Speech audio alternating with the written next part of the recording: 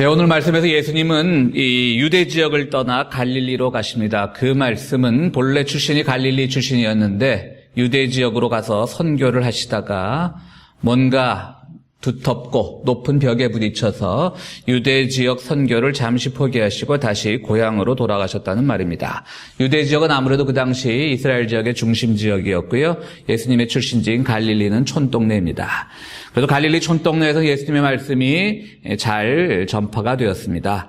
그렇기 때문에 제자들도 많이 뽑을 수 있었고요. 그래서 예수님께서 용기를 내셔서 유대 지역으로 가셨던 거죠. 그러나 그곳은 생각보다 만만한 곳은 아니었습니다. 바리새파들의 장벽이 높았을 것이고요. 어디 갈릴리 촌 출신이 와서 하나님 나라의 진리를 말할 때 유대 사람들의 그 도시 정서가 이 촌 사람의 복음에 귀를 기울이지 않았을 겁니다. 그래서 예수님은 마치 이보 전진을 위한 일보 후퇴의 마음으로 다시 갈릴리로 돌아가기로 하십니다. 그러나 발걸음이 얼마나 무거웠겠습니까? 유대 지역에 큰 꿈을 안고 가셨는데 그것이 일단 벽에 부딪혔을 때 그분의 발걸음이 가벼웠을 리가 없습니다. 그렇기 때문에 예수님은 그 발걸음이 무거워서 그랬는지 갑자기 사마리아 지역을 관통하기로 결정을 하십니다. 사마리아 지역은, 사마리아 사람들은 이스라엘이 구약시대에 북이스라엘이 아시리아의 침략을 받았을 때 아시리아 사람들하고 혼혈이 되어서 생겨난 민족을 사마리아라고 합니다. 특별히 순혈주의를 강조하던 이스라엘 사람들에게 그들의 침략군이었던 아시리아와 혼혈이 된 것은 어찌 보면 그들이 개보다도 못하게 여기던 이방인, 그 이방인보다도 못하게 여기는 그런 족속이었기 때문에 거의 상종을 하지 않았었는데요. 예수님이 다시 갈릴리로 돌아가시기 위해서는 그 지역을 관통하는 것이 지름길이었기 때문에 그 길을 택하신 겁니다. 여기서 우리가 주의 깊게 봐야 될 장면이 있습니다. 예수님이 본래 갈릴리에서 유대로 가실 때는 그 길을 가지 않으셨어요. 그때 막 꿈에 가득 차 있을 때거든요. 소망에 가득 차 있을 때고 이제 유대 지역을 정말 접수를 해야 되겠다. 요즘 말로 하면 그렇게 해서 가셨죠. 그렇기 때문에 유대 지역으로 가실 때 사마리아를 통과했다는 말은 이 오늘 읽었던 요한복음 4장 2절에 나오지 않습니다. 그런데 어쨌든 좀 실패를 하신 거예요. 예수님들께 삶에서 그분의 그 큰 섭리와 계획은 있었지만 때로는 물러나실 때가 있었던 겁니다. 그러니까 돌아가는 길에 발걸음이 무거우니까 내가 유대로 나갈 때는 이 사마리아 길을 돌아가고 우회도로로 멀리 걸어갔었는데 이 지치고 힘들고 무거운 발걸음 속에서 조금이라도 여행거리를 단축하기 위해서 사마리아 지역을 거치게 되는 겁니다.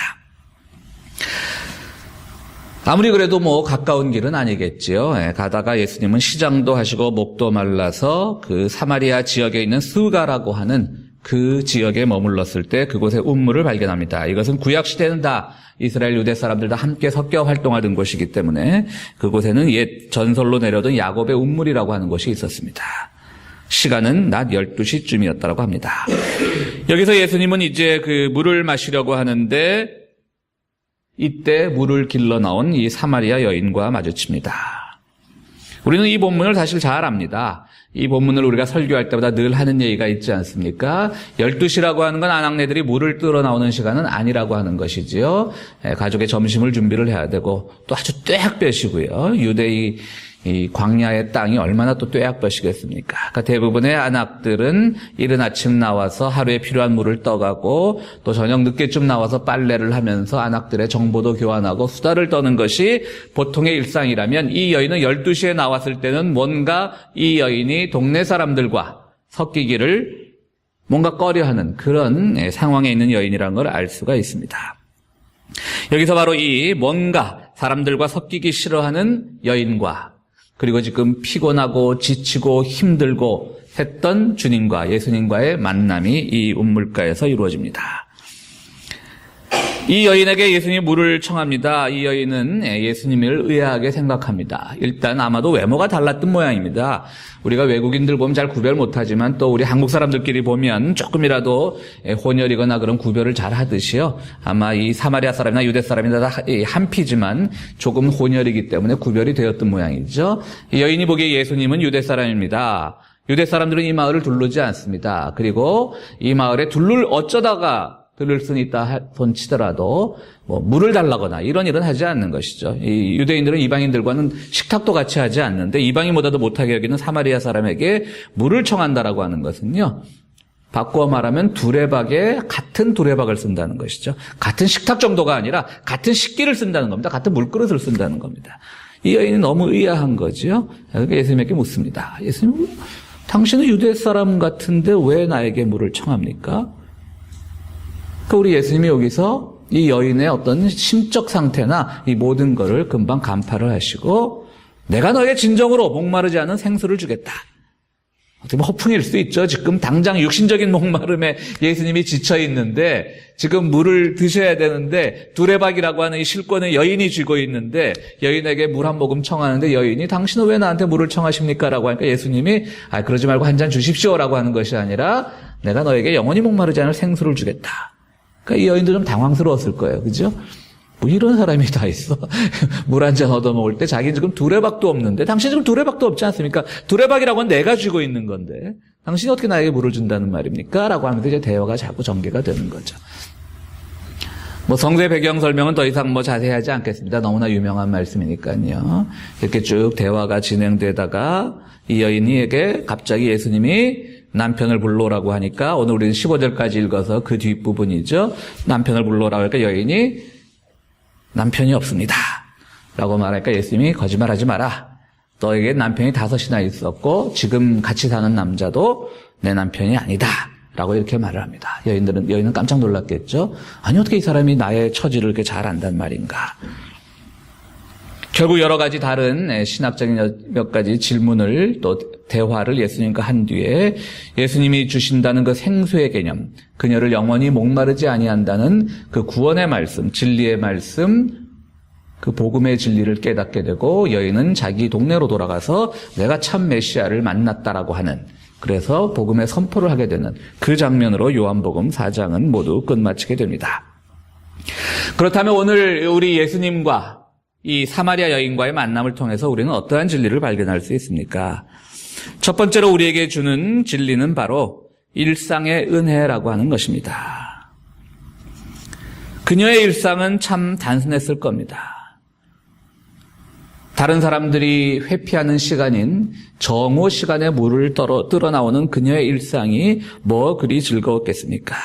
예수님이 간파했던 그녀의 삶, 이전에 남편이 5명이나 있었고 지금 사는 남편도 내 남편이 아니라고 했을 때 모두 6명의 남자와 살았던 삶은요, 이것은 매우 유대교 율법상 매우 의미 있는 숫자입니다. 유대교 율법에서는 여인이 3번까지는 결혼할 수 있게 되어 있습니다.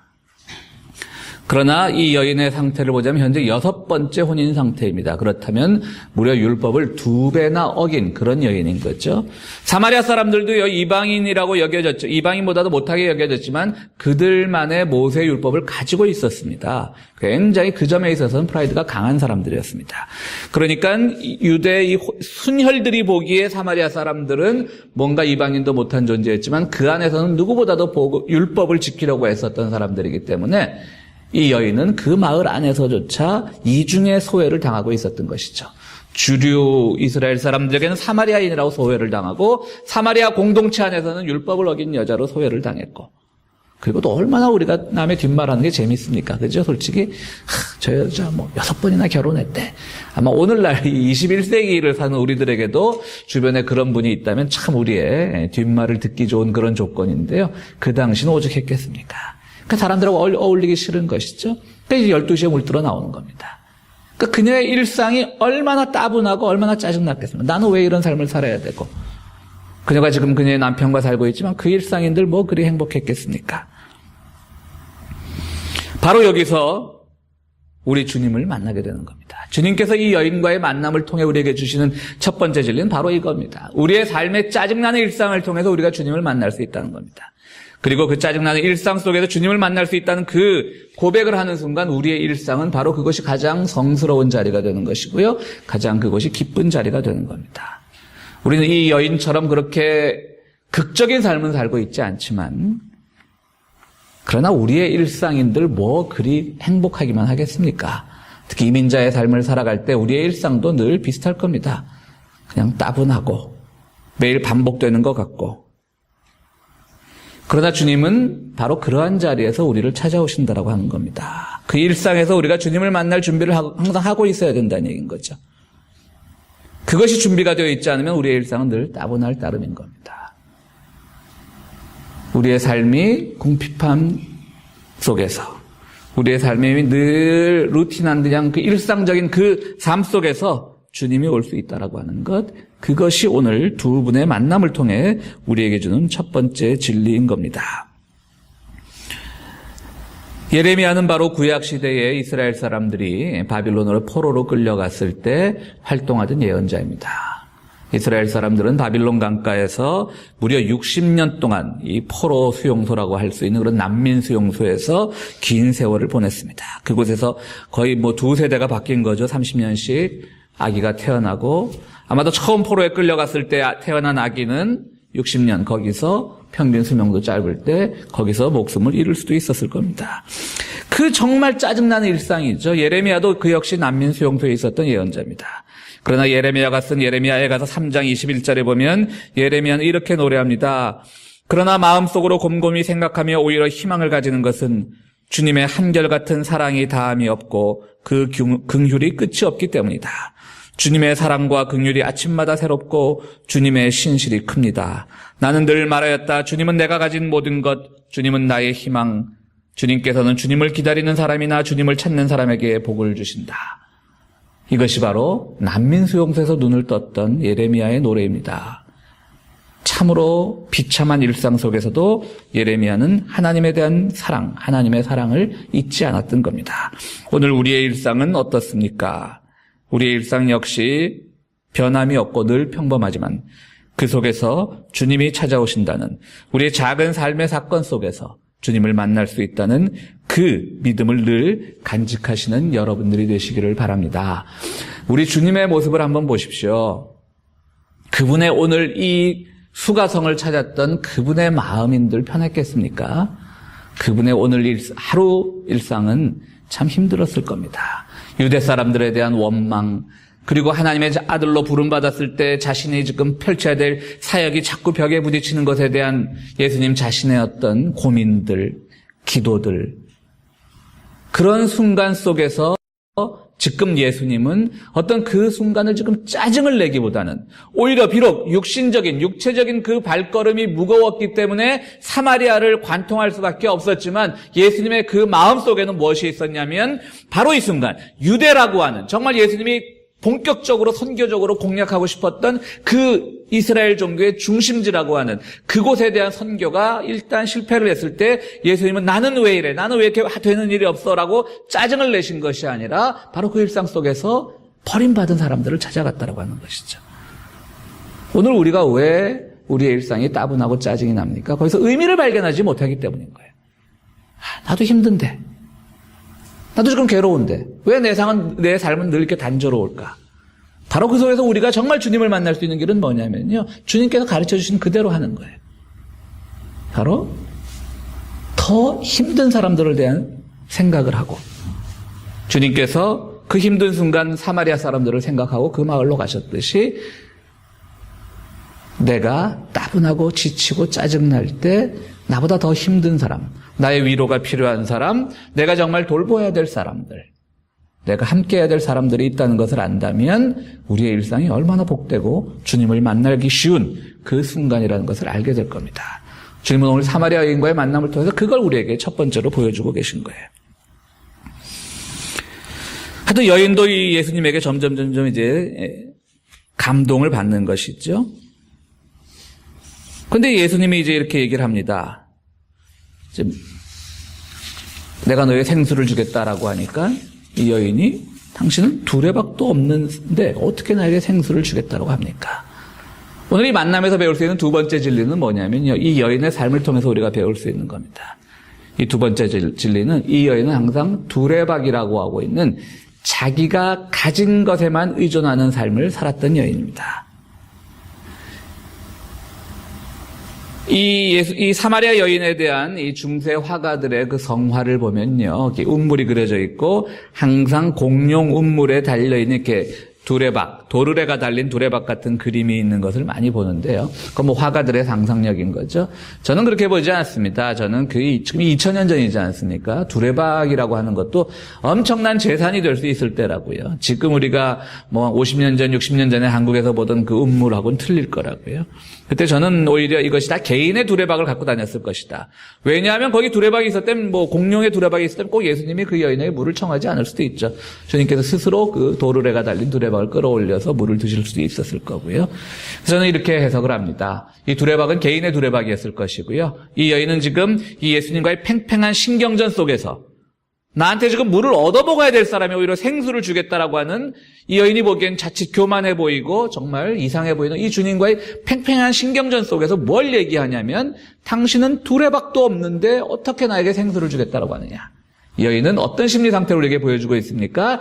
내가 가진 것으로 당신을 나는 제압할 수 있습니다 라고 말합니다. 이 두레박이 나에게 있기 때문에 당신은 나에게 물을 얻어 먹어야 되는 그런 신분이지 나에게 뭔가를 주고 말고 할 것이 없습니다 라고 하는 것이죠.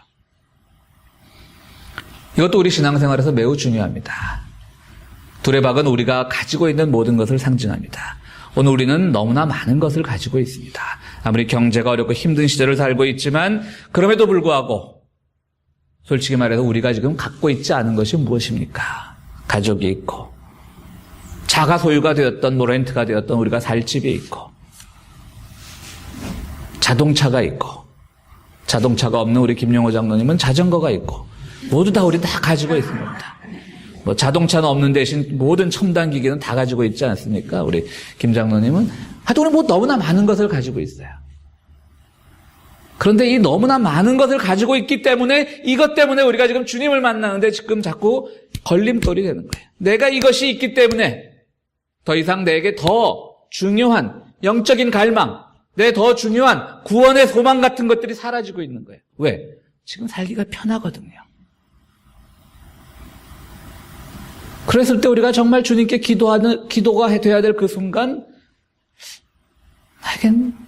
주님이 나에게 지금 내가 가지고 있는 것 이상의 어떤 것을 줄 수 있는가라고 하는 회의가 드는 것이죠. 그러니까 이 여인은 지금 이런 생각을 하는 겁니다. 두레박이 나에게 있는데, 내가 가진 것이 이것이신데 당신이 나에게 무엇을 줄 수가 있냐. 내가 가지고 있는 누리는 것에 모든 가치를 부여하게 되면 우리가 정말로 주님이 우리에게 주시기를 바라는 것들을 찾기가 어려운 겁니다. 발견하기가 어려운 겁니다. 그러나 주님은 내가 주는 물은 영원히 목마르지 않다고 합니다. 네가 두레박 가지고 있어? 네가 두레박으로 나 물 한 모금 퍼줘봤자, 먹어봤자 그 물을 또 마시면 또 이 더위에 금방 갈증이 올 터인데, 내가 주는 물은 영원히 목마르지 아니한 거야. 우리 주님도 대단하시죠. 그냥 물 한 잔 얻어 먹으시면 될 걸 가지고 끝까지 여인과 지금 이렇게 말씨름을 하고 있는 겁니다. 그러나 그 말씨름은 괜한 자존심에서 나온 말씨름이 아니라 이 여인의 어떤 상태를 보시고 구원하려고 하는 것이죠. 그렇습니다. 이 여인은 정말 자기가 가진 것으로만 세상을 볼 수 있는 사람이었습니다. 물론 우리가 가지고 있는 것 소중합니다. 오늘 우리가 말씀드렸듯이 얼마나 많은 것을 가지고 있습니까? 그러나 내가 가지고 있는 것, 내가 가지고 있는 물질로만 세상의 모든 것을 판단하고, 내가 가지고 있는 지식으로만 세상의 모든 것을 판단하고 한다면 정말 주님께서 바라시는 것은 얻지 못하는 것이죠. 당신은 두레박도 없으면서. 오늘 주님 마찬가지인 거예요. 우리의 구세주가 되시지만 그분이 지금 이 땅에 만약에 다시 오신다라고 하면 얼마나 서투르시겠어요. 스마트폰을 만질지 몰라고 우리한테 물어봐야 되고, 인터넷을 잘 하실지 모를 것이고, 당신은 인터넷도 못하면서 우리한테 구원을 주신다고요? 똑같은 말이거든요. 당신은 지금 최첨단의 IT 기기도 갖고 있지 않으면서 우리한테 구원을 주신다라고요? 그런 삶을 살지 않기를 바라는 겁니다. 우리가 가진 것만으로 세상을 자꾸 보고 판단하게 되면 주님의 영원한 진리로부터 우리는 멀어지게 되는 것입니다. 예수님과 이 여인과의 대화는 계속됩니다. 15절 이후의 말씀이지만 여인에게 얘기합니다. 너희 남편을 데려오너라. 여인 말씀드렸듯이 남편이 없다. 넌 왜 남편이 없다고 하느냐? 넌 지금 6번째 사람과 살고 있지 않느냐? 그렇습니다. 세 번째 예수님께서 이 여인을 통해서 보여주는 사실은 여인이 누구보다도 내 자신의 상태를 먼저 알려고 너에 대한 시선을 먼저, 시각을 먼저 눈을 뜨라고 우리에게 가르쳐주고 계신 겁니다. 여인은 창피했을 겁니다. 동네 사람들은 다 알아도 이 낯선 나그네에게 나의 어떤 결혼 상태를 말해줄 이유는 없습니다. 그러나 이 여인에게 왜 굳이 말하기 싫은 그 사건을 예수님께서는 마치 여인을 비난하듯이 말씀하셨겠습니까? 그래서 여인이 스스로의 문제를 스스로 찾으라고 예수님께서 가이드라인을 주신 겁니다. 바로 그겁니다.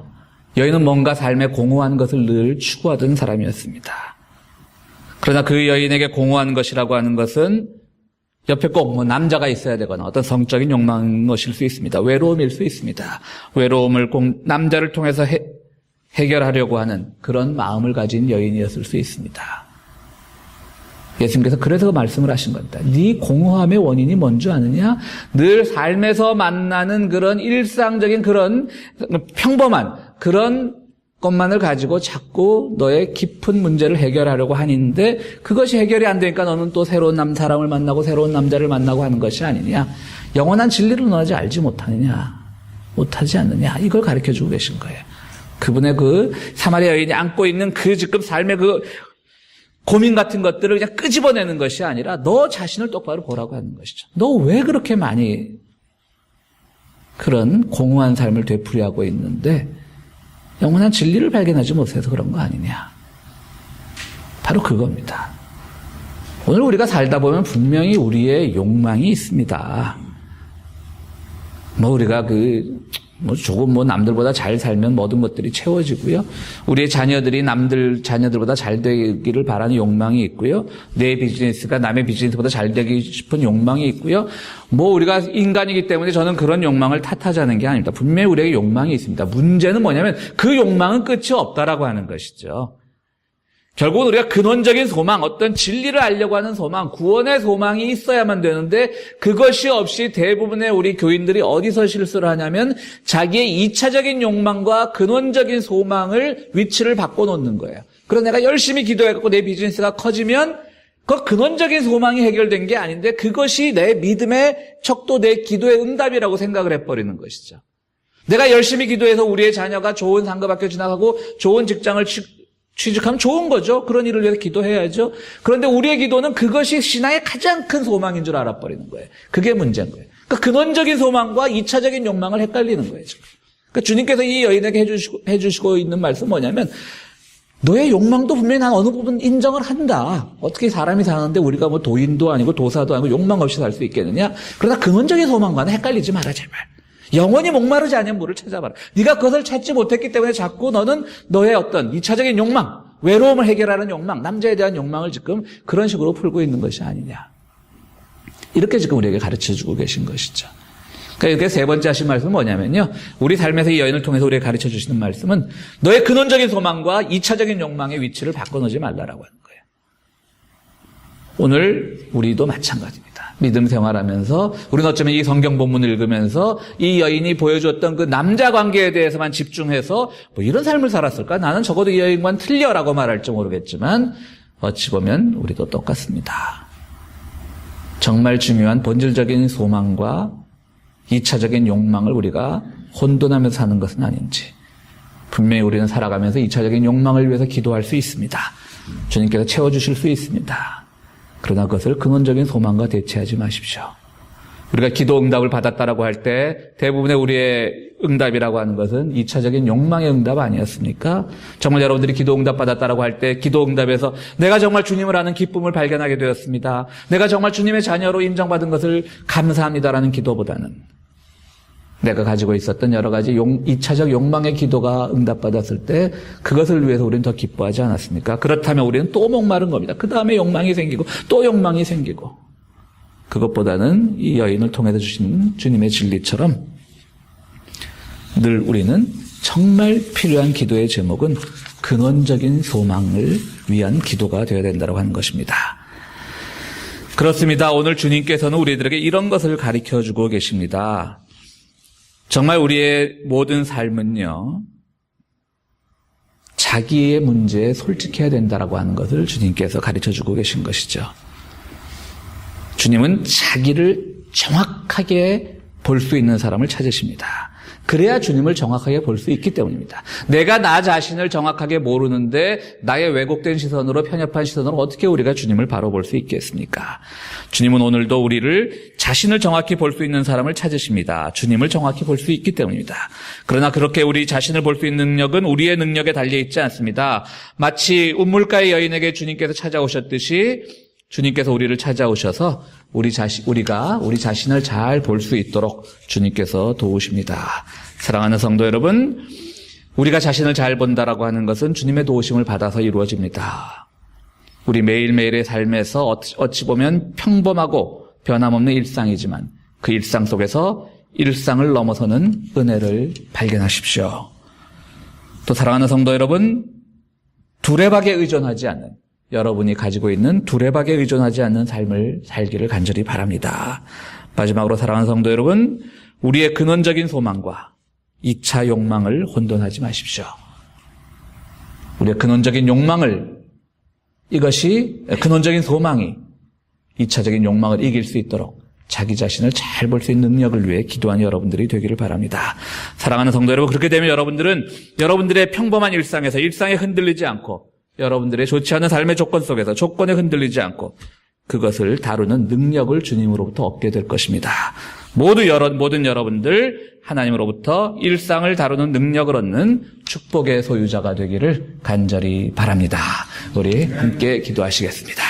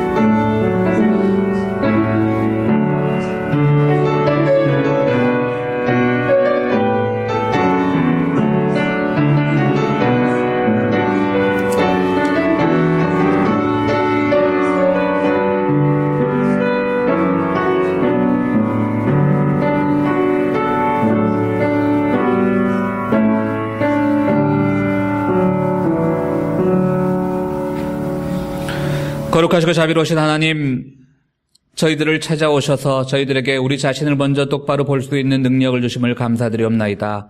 우리가 자신을 먼저 알 때 주님을 보는 바른 눈도 생기오니 우리 늘 우리 앞에 솔직한, 또 주님 앞에 솔직한 인생이 될 수 있도록 주여 도와주시옵소서. 이제 주 앞에 귀한 예물을 드립니다. 주님께서 우리가 삶에서 지치지 않도록 우리 삶의 모든 귀한 두레박들 주셨는데 그 두레박을 통하여 얻어지는 것들의 일부를 주님께 드립니다. 이것이 모두 주님께로부터 온 선물이란 걸 압니다. 그 선물에 감격하여 드리는 손길마다 주님의 은총을 더하여 주시옵소서. 예수 그리스도 이름으로 기도하옵나이다. 아멘.